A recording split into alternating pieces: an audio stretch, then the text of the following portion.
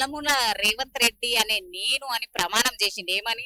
అన్ని తెలంగాణ ఉన్న సొమ్మంతా మూటగట్టుకొని సగం సోనియా గాంధీకి ఇచ్చి గాన్ని ఢిల్లీలో ఏనన్నా ఒకటి ఇంత ఇల్లు కొనుక్కొని ఆడ ఉండిపోతా, తెలంగాణకు మళ్ళా నేను వస్తే నన్ను బొంద పెడతారా అని చెప్పేసి భయంతో అన్ని అమ్ముడు బేరం పెట్టిండు ఆయన.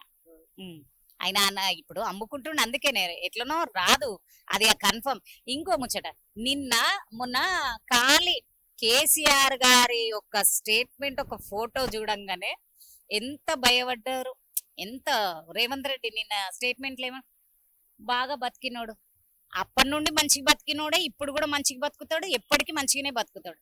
మీరు స్టేజ్ మీద మాట్లాడాల్సిన మాటలేంది, మీ చేతలేంది, మీరు ఒక సీఎం అని కూడా మర్చిపోయి మీ యొక్క పద్ధతి తప్పిపోయి సోయి లేకుండా సోయి లేని పాలన ఆల్రెడీ ఉంది, కానీ సోయి తప్పి మాట్లాడుతున్నారు చూడండి.